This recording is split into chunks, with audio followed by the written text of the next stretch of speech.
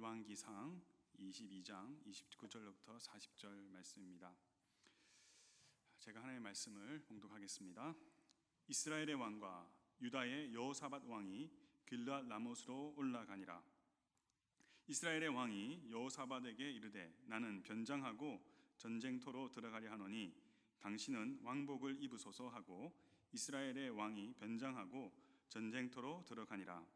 아람 왕이 그의 병거의 지휘관 32명에게 명령하여 이르기를 너희는 작은 자나 큰 자와 더불어 싸우지 말고 오직 이스라엘 왕과 싸우라 한지라. 병거의 지휘관들이 여호사밧을 보고 그들이 이르되 이가 틀림없이 이스라엘의 왕이라 하고 돌이켜 그와 싸우려 한즉 여호사밧이 소리를 지르는지라. 병거의 지휘관들이 그가 이스라엘의 왕이 아님을 보고 쫓기를 그치고 돌이켰더라. 한 사람이 무심코 활을 당겨 이스라엘 왕의 갑옷 솔기를 마친지라. 왕이 그 병거 모는 자에게 이르되 내가 부상하였으니 내 손을 돌려 내가 전쟁터에서 나가게 하라 하였으나 이날의 전쟁이 맹렬하였으므로 왕이 병거 가운데에 붙들려 서서 아람 사람을 막다가 저녁에 이르러 죽었는데 상처에 피가 흘러 병거 바닥에 고였더라. 해가 진녘에 진중에서 외치는 소리가 있어 이르되 각기 성읍으로 또는 각기 본향으로 가라 하더라. 왕이 이미 죽음에 그의 시체를 메어 사마리아에 이르러 왕을 사마리아에 장사하니라. 그 병거를 사마리아 못에서 씻음에 개들이 그의 피를 핥았으니 여호와께서 하신 말씀과 같이 되었더라. 거기는 창기들이 목욕하는 곳이었더라. 아합의 남은 행적과 그가 행한 모든 일과 그가 건축한 상하궁과 그가 건축한 모든 성읍은 이스라엘 왕 역대지략에 기록되지 아니하였느냐. 아합이 그의 조상들과 함께 잠에 그의 아들 아하시야가 대신하여 왕이 되니라. 아멘. 오늘 선종하는 삶, 피니시 웰, 끝이 좋은 삶이라는 제목으로 함께 하나님의 말씀을 상고하고 은혜를 나누고자 합니다. 오늘은 아합 왕의 최후를 보면서 어떻게 하면 선종하는 삶을 살 수 있을까, 그것을 생각해 보기를 원합니다. 오늘 읽은 본문을 요약한다면 아람과의 3차 전쟁에서 죽음을 모면해 보기 위해서 변장을 하고 나섰던 아합 왕이 적병이 쏜 화살에 의해서 치명상을 입고 결국 죽음에 이른 것을 성경은 우리에게 말하고 있습니다. 여러분들이 계속 지금 생명의 상 가지고 이렇게 묵상을 하고 계시다고 생각하고 좀 자세한 설명은 하지 않고요. 오늘 왜 그 아합 왕이 변장을 했을까요? 그 이유가 있죠. 그 이유는 무엇입니까? 1차 전쟁과 2차 전쟁은 이 아람 왕이 이스라엘에 쳐들어왔죠. 그때 하나님께서 크신 능력을 베푸셔서 또 선지자들 통해서 하나님이 북이스라엘을 지켜주시는 것을 증거하시기 위해서 놀라운 방법으로 승리를 주셨습니다. 두 번째 전쟁에서 하나님께서 이 아람 왕 벤하닷을 죽일 것을 명령했는데 아합 왕이 그렇게 하지 않죠. 왜냐하면 벤하닷이 옛날에 북이스라엘 왕 빼앗았던 것을 돌려주기를 약조하면서 자기를 살려달라고 그렇게 했기 때문에 이때 아합 왕이 하나님께서 이 승리를 주셨음에도 불구하고 옛날에 그 차지했던 땅을 돌려받으려는 욕심으로 벤하닷을 살려서 보내게 됩니다. 그런데 벤하닷이 그 약속을 지키지 않았죠. 그래서 이 아합 왕이 그 당시에 남유다 왕 여호사밧이 그 나라를 강성하게 하는 그런 가운데 있었습니다. 하나님을 잘 경외하고 섬기는 가운데 경제적으로 군사적으로 굉장히 강성한 그런 상황 가운데 있었는데 이 남유다에 있던 여호사밧 왕이 한 60여 년간의 그 북이스라엘과의 그 대치 상태를 끝내고 함께 연합 국가를 이루고자 하는 목적으로 결혼 동맹을 맺게 되죠. 그래서 여호사밧 왕이 북이스라엘에 가서 아합 왕을 만나게 됩니다. 이때 아합 왕이 여호사밧에게 제안을 하죠. 우리가 잃어버렸던 북쪽 땅을 되찾고 싶습니다. 우리와 함께 전쟁에 나가지 않겠습니까? 라고 이렇게 여호사밧에게 요청을 합니다. 여호사밧이 상당히 하나님을 경외하는 그런 그런 모범적인 왕이었는데도 불구하고 그가 하나님의 묻지 않고 약조를 하게 됩니다. 내 백성이 아합 왕의 백성이고 내가 가진 이 말이 북이스라엘 이 아합 왕의 말입니다 라고 하면서 전투에 함께 참가할 것을 먼저 약속하죠. 근데 여호사밧이 그때 아합 왕에게 요청을 합니다. 이 전쟁에 대하여서 여호와께 말씀을 듣기를 원합니다. 이 북이스라엘에 선지자가 있지 않습니까? 선지자들을 불러 모아서 우리가 좀 하나님의 뜻을 묻고 싶습니다 라고 요청을 하게 됩니다. 그때 이 아합 왕이 북이스라엘에 있었던 400명의 선지자들을 모으게 되죠. 이때에 400명의 선지자가 일시에 전쟁에서 승리를 얻을 것이라고 아람 나라와의 전쟁을 지지하는 그런 예언을 했습니다. 그런데 여호사밧 왕이 좀 이것을 이상하게 여기고 혹시 다른 선지자는 없습니까? 했을 때에 미가야라고 하는 선지자가 있는데 그 사람이 항상 나에 대해서 길한 예언을 하지 않고 흉한 예언을 하기 때문에 내가 그를 미워합니다 라고 이렇게 말하죠. 그래서 여호사밧이 그러지 말고 미가야를 부르십시오 라고 요청합니다. 미가야는 평소에 아합에 대하여서 좋은 내용으로 예언해 줄 수가 없었습니다. 왜냐하면 악을 일삼는 아합이 돌이키기를 원하는 하나님의 마음을 담아 예언해야 하는 미가야는 충분한 경고와 교훈의 메시지를 담아서 하나님의 뜻을 전할 수밖에 없었습니다. 그런 가운데 아합 왕은 그에 대해서 나쁜 감정을 가지고 있었고요. 예언은 되어질 일에 대해서 말해주는 것인데도 불구하고 그 결과가 자신에게 좋고 나쁨에 따라서 아합 왕은 판단을 내렸던 것입니다. 아합은 자신의 귀에 듣기 좋은 내용인가 아닌가에 따라서 예언의 진정성을 판단했던 것입니다. 그렇지만 분명히 미가야의 예언이 하나님으로부터 주시는 예언인 것이 그것이 성취되어지는 것을 아합은 경험하였던 것 같습니다. 그가 전쟁하기를 결심하면서 전쟁터에 나가면서 변장을 하였던 이유는 바로 그것이라고 생각됩니다.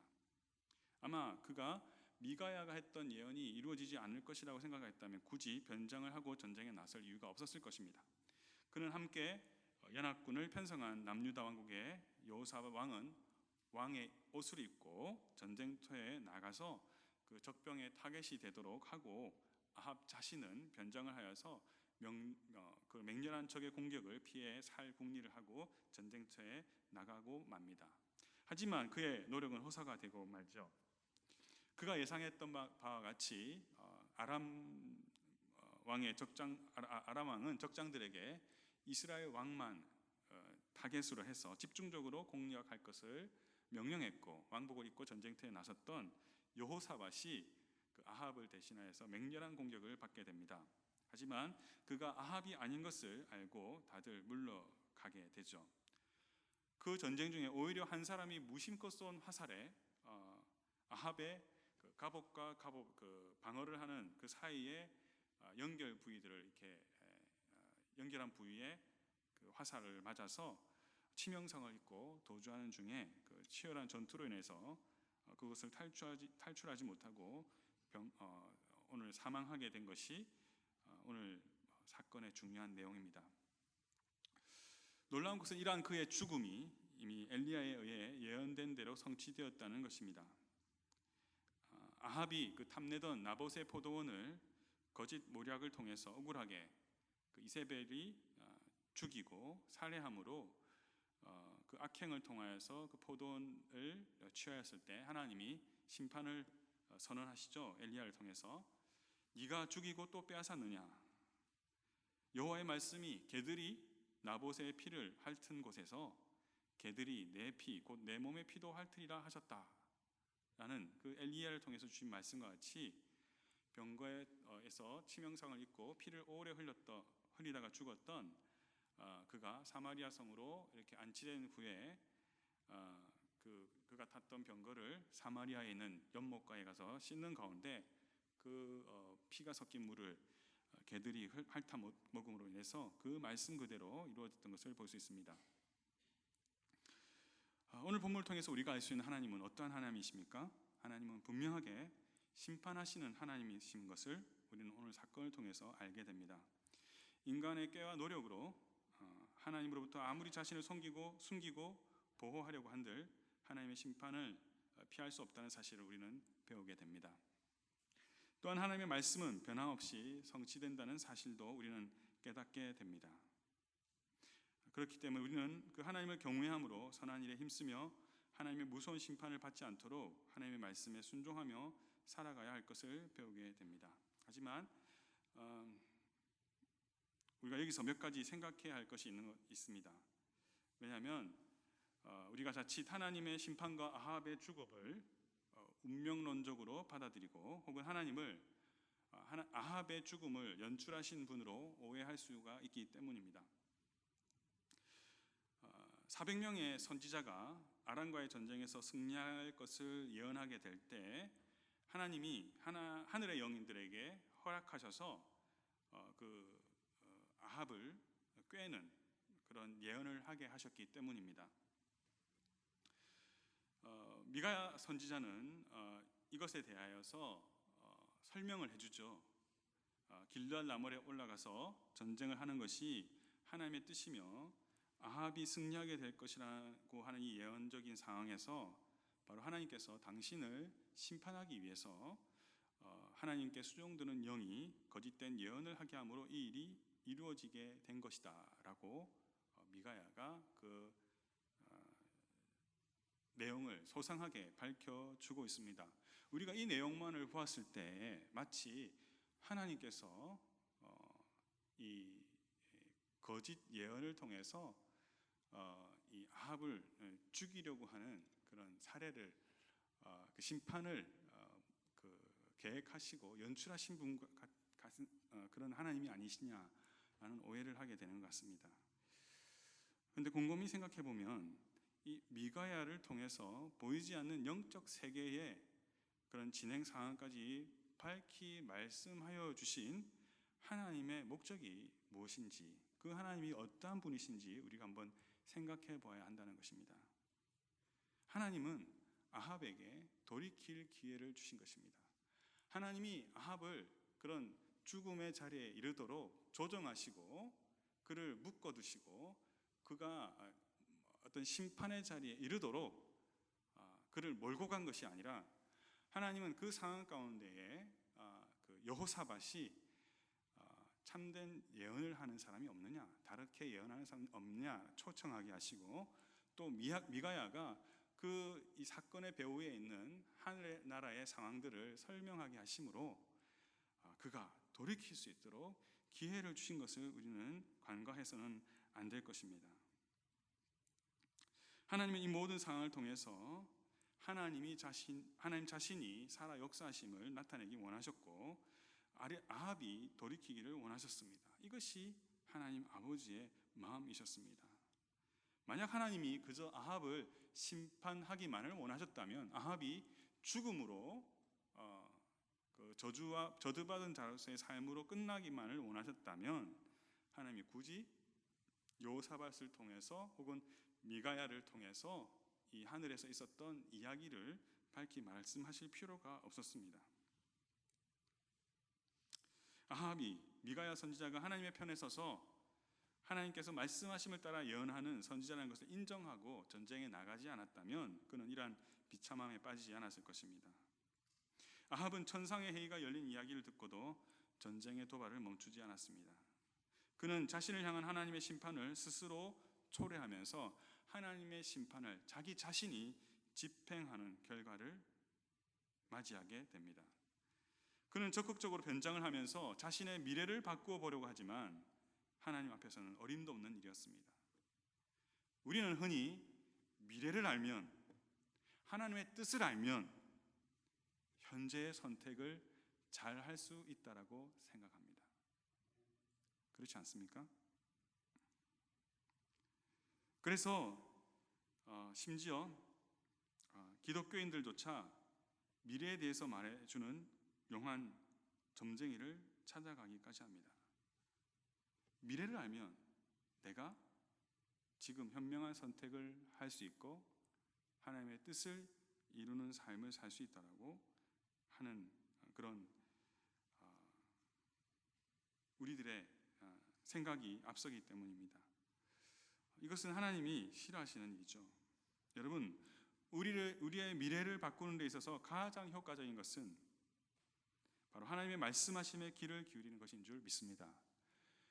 우리가 선종하는 삶을 사는 것, 내 인생의 끝이 피니시 웨어 할 수 있는 그 한 가지의 방법은 하나님의 말씀을 청종하고 그의 말씀을 따라 살아가는 것입니다. 그의 말씀이 그대로 이루어질 것을 인정하고 받아들이고 끊임없이 나에게 은혜를 베푸시고 돌이키기 원하시는, 그래서 끊임없이 말씀하신 하나님 앞에 그 하나님께 나를 맞추어 드리면서 순종하는 삶을 사는 것, 그것이 우리가 선종하는 삶을 사는 유일한 방법인 것입니다. 사랑하는 성도, 우리 모두는 하나님 앞에 서게 될 것입니다. 부자도 가난한 자도, 학식이 많은 자도 많지 않은 자도, 그 어느 누구도 예외 없이 하나님 앞에 설 것입니다. 이 열왕기상 중에서 솔로몬 이후에 여로보암 등의 그 여러 왕들의 그 일들을 기록해 놓았는데, 아합에 대한 기록이 가장 많은 장수를 차지하고 있습니다. 그는 상하로 장식한 궁을 가지고 있을 정도로, 그래서 그 궁전이 나봇의 포도원 가까이 있었는데 그의 삶의 그런 상징적인 모습을 보여준 것 같습니다. 그는 많은 성읍을 건축한 왕이었습니다. 세상적으로 봤을 때 그는 상당히 유력한 강력한 국가를 이루는 왕으로 기록되어 있습니다. 그러나 그의 끝이 좋지 않습니다. 그가 단지 비참한 죽음을 당했기 때문만은 아닙니다. 그는 하나님 앞에 서기에 부끄러운, 하나님 앞에 설 수 없는 그런 합당하지 못한 삶을 살았기 때문입니다. 그 이유는 무엇인가 우리가 한번 살펴볼 필요가 있습니다. 여러 가지 이유가 있을 수 있지만 그는 하나님이 아닌 자신을 기준으로 삼는 삶을 살았기 때문입니다. 여호사밧 왕이 하나님의 말씀을 전해줄 선지자를 찾을 때에 그가 미가에 대해서 언급하면서 이런 말을 했습니다. 열왕기상 22장 8절에 저는 내게 대하여 길한 일은 예언하지 아니하고 흉한 일만 예언하기로 내가 저를 미워하나이다. 하나님이 선지자를 통해서 하나님의 뜻을 밝히 말씀하여 주시는데, 그에 대한 아합의 반응의 기준은 바로 내가 듣기에 좋은 것인가, 내가 듣기에 나쁜 것인가 라는 것이 그의 판단의 기준이 되었습니다. 능력의 선지자 엘리야가 3년 동안의 가뭄을 선포할 때도 아합은 어떻게 말했습니까? 자신의 죄가로 말미암은 것이 아닌 바로 엘리야가 이스라엘과 자신을 괴롭힌다라고 자기 중심적으로 엘리야를 정죄하고 판단하며 말했습니다. 하나님이 여러 차례 궁유를 베푸시고 전쟁의 위기 속에서 세우신 선지자를 통해 하나님이 살아계시고 하나님께서 승리를 주신 것을 분명히 증거하셨음에도 불구하고 그는 자신의 이익을 쫓아서 적군의 왕을 풀어주고 조약을 맺고 풀어주게 됩니다. 늘 주저없이 하나님의 편에 서서 말씀을 전하는 선지자가 죽음을 예언하였음에도 불구하고 그는 잃어버린 땅을 회복하려는 그 왕으로서의 그런 그 욕구를 위해서 전쟁을 멈추지 못하는 것을 볼 수 있습니다. 사랑하는 성도 여러분, 오늘 살아가는 우리 역시 마찬가지가 아닌가 아합의 이야기를 통해 생각해 보게 됩니다. 우리가 단순히 이 열왕들의 이야기 속에 나타나는 아합은 그저 나쁜 왕이었다, 여로보암의 길로 갔기 때문에 우상 숭배를 하는 왕이었기 때문에 그는 하나님께 심판을 받고 비참한 최후를 맞이할 수밖에 없는 왕이었다.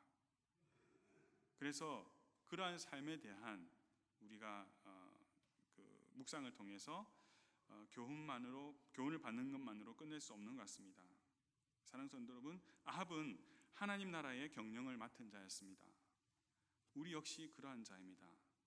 그는 하나님 나라를 드러내는 데 있어서 자신이 기준이 되므로 올바른 선택을 할 수 없었습니다. 나 자신에게 좋은 것을 추구하는 것은 하나님마저 거절하게 만드는 결과를 우리는 아합의 삶을 통해서 보게 됩니다. 하나님을 두려워하지 않게 됩니다. 남을 속이고 빼앗고 죽이는 일을 서슴지 않게 됩니다. 제가 설교를 할 때 하나님 나라에 대한 이야기를 많이 하죠. 새벽 기도에 나오시는 분들은 그것을 좀 아실 것입니다. 제가 몽골에 가서 이미 개척되어진 6개의 교회를 돌아보고 특별히 지도자들을 선발하고 양육하고 교회의 지도자들을 세우는 일을 했습니다. 그래서 제가 알고 있는 신학적인 것들, 교리적인 것들, 그리고 교회를 구성하는 그런 조직들, 그런 것들 하나 둘씩 갖추어 가면서 헌신하는 현지인들이 생기면서 그런 교회를 이렇게 구축해 나갔는데요. 그런 가운데 제 안에 문득 드는 어떤 생각들이 있었습니다. 과연 이것이 교회인가? 교회를 조직하고 건물을 세워나가고 어떤 그 교리적인 것들, 교회에 대한 교리를 가르치는 것으로 해서 사람들이 세워지지 않는다는 것을 알게 되었습니다. 그 중요한 이유 중에 하나는 선교사는 도금이 아닌 다른 파워가 있거든요. 선교사는 돈이라고 하는 파워가 있습니다. 현지인들보다 부자입니다. 현지인들의 교회가 운영될 수 있는 그런 여러 가지 재정적인 소스를 선교사가 제공해 주게 됩니다. 그리고 선교사는 신학이라고 하는 그런 파워가 있습니다. 신학적인 지식, 말씀에 대한 지식들, 그것을 가르쳐 줄 수 있는 능력을 가지고 있습니다. 그리고 그러한 것들로 인해서 성도들이 반응하는 것을 그 현지인들이 때로는 교회를 찾고 자기들의 필요를 채우기 위해서 오는 것을 많이 보았습니다. 그리고 선교사가 가지고 있는 한 가지 파워가 뭐냐면 경험이라는 파워입니다. 한국 교회에서 4년 동안 신학 공부하고 대학원에서 3년 또 공부하면서 또 풀타임 사역자로서 강도사 기간 또 3년을 보내면서 목사 안수를 받기까지 10년 동안 교회를 교육 전도사로서 강도사로서 섬기면서 또 부교육자로 섬기면서 여러 가지 교회의 생태와 그런 운영의 그런 여러 가지들을 아는 경험들, 그런 경험들이 현지인들과 비교할 수 없죠. 근데 그것은 거품과도 같은 것인 것을 이렇게 알게 되었습니다. 그럼 이 현지인 교회가 교회답게 하는 것이 무엇인가라고 생각하면서 여러 가지 고민하는 가운데 하나님의 나라에 대한 그런 공부들을 선교지에서 하게 되었습니다. 하나님의 나라는 단순히 죽어가서 예수님을 믿고 죽어서 천국 가는 것이 아니라 바로 이 땅 가운데에 믿는 자들을 통해서 증거되어지고 확증되어지고 누려져야 되고 보여져야 한다는 것을 알게 되었습니다. 그래서 계속 현지인들과 함께 그것을 나누었습니다.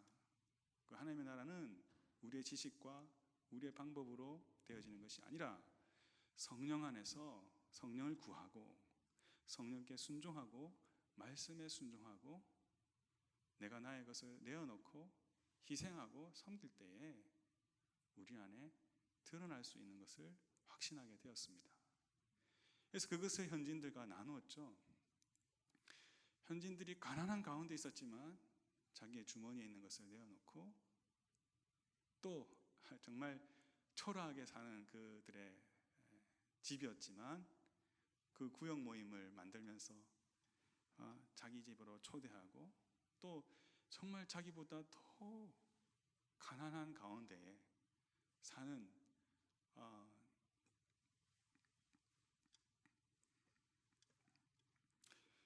서로의 모습을 보면서 그들의 삶이 변화되는 것을 볼 수 있었습니다.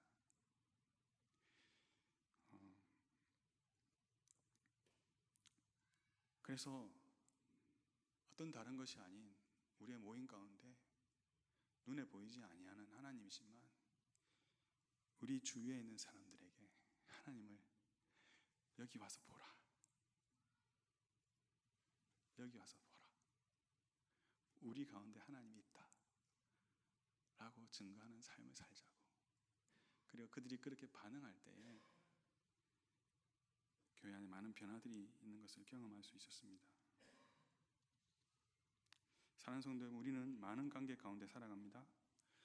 우리는 예수님을 믿어 그저 죽어서 가게 되는 하나님의 나라, 천국을 상속받은 자로서의 삶을 사는 것이 아닙니다. 우리가 살아가는 이 땅에 천국을 이루는 책임이 우리에게 있는 줄 믿습니다. 누가복음 17장 20절에 바리새인들이 예수님께 묻습니다. 도대체 하나님의 나라가 어느 때에 임하는 것입니까? 예수님께서 이렇게 대답하시죠. 하나님의 나라는 볼 수 있게 임하는 것이 아니고 또 여기 있다 저기 있다고도 못하리니 하나님의 나라는 너희 안에 있느니라. 너희 안에 있느니라.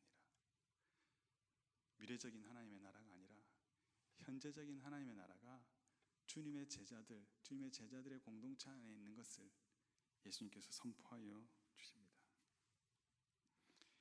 이스라엘의 역사는 이 땅에 하나님의 나라를 이루기 원하시는 하나님의 계획을 보여주십니다. 예수님의 제 이름으로 이루어질 새하늘과 새 땅으로서의 하나님 나라와 더불어서 이 땅에 이미 예수님을 믿는 자들의 섬김과 순종으로 우리 안에 이미 이루고자 하시는 하나님의 나라는 이중성을 가지고 있습니다. 미래적이며 현재적인 이중성을 가지고 있는 것입니다. 예수님을 믿습니다 라고 하면서 하나님과의 관계에서 또 다른 믿는 자와의 관계에서 내게 유익한 것을 중심으로, 내게 길한 것, 내게 흉한 것 중심으로 선택을 한다면 우리는 하나님의 나라를 이룰 수도 없고 또 하나님의 온전한 뜻을 이룰 수도 없습니다. 하나님의 나라를 맛볼 수 없습니다. 누가복음 9장 23절 이렇게 말씀하십니다. 아무든지 나를 따라오려거든 자기를 부인하고 날마다 제 십자가를 지고 나를 따를 것이니라. 사랑하는 성도 여러분, 우리가 자기 중심성을 버리고 주님 가신 길을 따를 때 주님이 그러하셨듯이 이 땅에 하나님의 나라를 보일 수 있는 줄 믿습니다. 우리가 하나님의 일을 위한다 하면서 사람보다 성과를 더 우선시하는 경우도 있습니다. 하나님 나라의 과업을 성취하는 것도 중요할 것입니다. 그러나 많은 경우에 사람을 잃는 것은 하나님이 기뻐하시지 않는 것을 저는 배울 수 있었습니다. 하나님의 일을 이루어감에 있어서 여러 가지 방법이 있을 수 있습니다. 대개의 경우 우리는 나의 방법이 가장 이성적이고 합리적이라고 생각합니다. 내 안에 성령이 계시기 때문에, 내 안에 어떤 하나님께서 지혜를 주셨기 때문에 나의 방법이 가장 효과적이고 빠른 방법이라고 생각하는 경향이 우리 안에 있습니다. 예, 물론 우리에게 주신 하나님의 방법이 가장 좋은 방법일 수 있습니다. 그러나 어떨 때는 하나님이 나의 좋은 것을 내려놓고 다른 사람과 더불어 더디 가기를 원하시는 것도 우리는 경험적으로 많이 보지 않았습니까? 믿음 없는 지체, 믿음이 연약한 지체를 세우고 격려하고 그가 믿음에 부여해지도록 인내하고 섬기며 드러나지 않게 곁에 있어주는 것은 말처럼 쉬운 것이 아닙니다.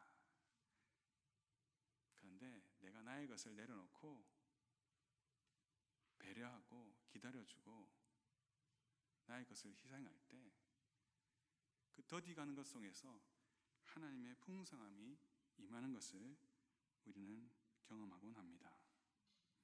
내 것을 양보하고 다른 사람을 수용하는 과정은 생각보다 어려운 일일 수 있습니다. 우리는 진리에 있어서는 철저해야 할 것입니다. 우리가 결코 양보할 수 없는 본질이 있는 것이죠. 그러나 비본질적이고 부차적인 것에 있어서 우리가 다양성을 인정하고 어떻게 하나님의 나라를 경험하고 함께 하나님의 나라를 누릴 수 있는가 할 때 우리는 기꺼이 내가 가진 것을 포기할 수 있을 것입니다. 혼자 가면 빨리 갈 수 있다라고 말합니다. 그러나 여럿이 가는 방법을 선택하면 더디 갈 수 있기도 하고, 그러나 멀리 갈 수 있다라고 어떤 영국의 수상이 했던 말이 기억이 납니다. 사랑하는 성도 여러분, 하나님은 끊임없이 우리에게 은혜를 베푸십니다. 우리에게 끊임없이 기회를 주십니다. 끊임없이 말씀하여 주십니다. 아합의 경우를 보건대 하나님은 아합에게 최종적인 심판을 선언하신 이후에도 아합이 자신의 불행을 초래하며 앞당기는 그런 선택을 하는 그 순간에도 계속적으로 아합이 돌이킬 수 있는 기회를 끝까지 주신 것을 보게 됩니다. 그 이유는 무엇입니까? 아합이 하나님의 나라를 맡은, 특별히 왕으로서의 상당한 영향력을 가진 사람이었기 때문입니다. 불행히도 아합은 그러한 자신의 부르심을 그 스스로 물리치면서 자기 중심적으로 생각하고 판단하면서 그 영광스러운 직분이 물거품이 되게 하는 것을 우리는 말씀을 통해 보게 됩니다. 그러한 가운데 그는 선종, 끝이 좋은 마무리를 짓는 일에도 실패하는 것을 보게 됩니다. 사랑하는 성도분, 우리의 삶의 기준은 무엇입니까? 나를 통해 이 땅에 이루고자 하시는 하나님 나라 공동체에 대한 소망을 가지고 하나님의 말씀에 순종하는 것을 결단하는 우리가 되길 원합니다. 때로는 찬양팀이 찬양을 할 때도 보이지 않는 그런 포기가 있습니다. 이렇게 하면 최고의 방법으로 우리가 하나님을 최고의 음악으로 높일 수 있을 것 같은데 때로는 그것을 포기해야 될 때도 있습니다. 놀라운 것은 그럴 때 하나님이 일하신다는 겁니다. 그럴 때 하나님의 회중 가운데 그분이 운행하시는 그런 것을 우리 찬양팀이 종종 경험하게 됩니다. 사랑하는 성도분, 하나님 나라 공동체에 대한 소망을 가지고 하나님이 충분히 우리 안에 운행하시고 역사하시도록 우리 자신을 내어드리는, 그래서 하나님의 나라를 이 땅에서 경험하고 우리를 통해서 이루고자 하시는 그 선종하는 삶을 사는 저와 여러분들이 되시길 간절히 소원합니다. 이 시간 다 함께 한번 기도했으면 좋겠습니다. 모든 것이 급속도로 무너져 내리는 세태 속에서 하나님의 나라를 세워가는 우리 오렌지 가나안교회 성도 여러분들이 되기를 소원합니다. 하나님, 우리가 하나님 앞에 섰을 때 그 마지막 때에 그저 이 세상에서의 마지막이 아니라 하나님 앞에 섰을 때에 잘하였도다, 충성된 종아, 하나님께 인정받는, 그리고 이 땅에 거하면서 하나님의 나라를 누리고 우리 안에 하나님이 있습니다. 우리 안에 하나님이 일하시고 계십니다.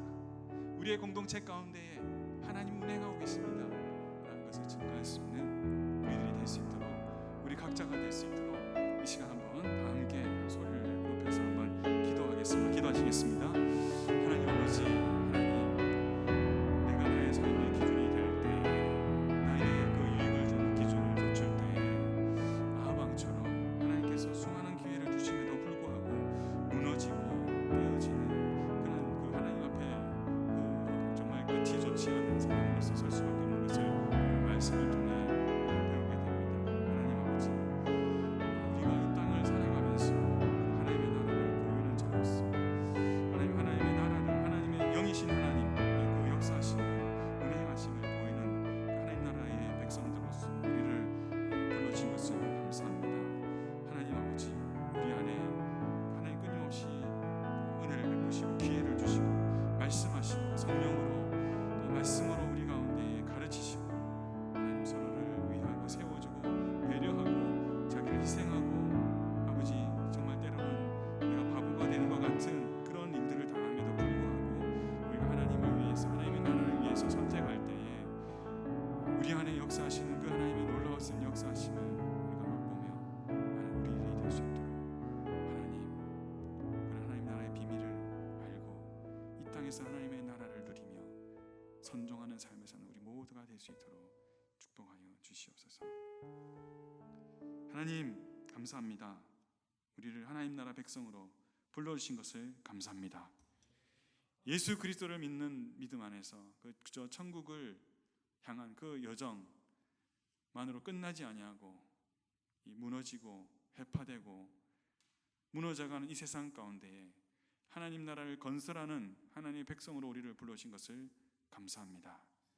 하나님, 내가 기준이 되지 아니하고 하나님의 말씀 안에서 내 안에 역사하시는 성령 안에서 들려주시는 그 음성에 순종하며 끊임없이 베푸시는 그 은혜, 끊임없이 우리에게 기회를 주시며 하나님 나라를 세우는 그 특권을 주신 하나님 앞에서 순종하며 나아가는 가운데, 때로는 대가를 지불하며 나아가는 가운데 하나님 앞에 서는 그 최후의 순간, 잘하였다 나의 아들아 내 딸아, 인정받는 우리 모두가 될 수 있도록, 우리 오렌지 가나안 교회가 될 수 있도록 축복하여 주시옵소서.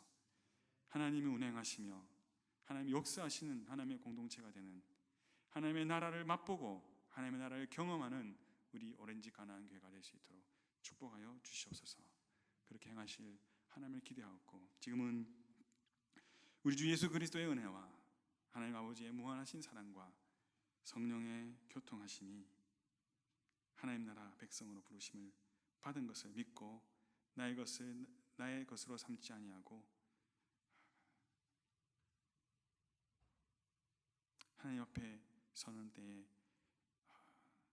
나의 것을 내려놓고 하나님의 나라를 이루는 그 삶이 무엇인지 기쁨으로 간증할 수 있는, 그것을 바람에 결단하는 사랑하는 성도들 머리 위에 지금부터 영원히 함께 하시기를 간절히 축원하옵나이다. 아멘.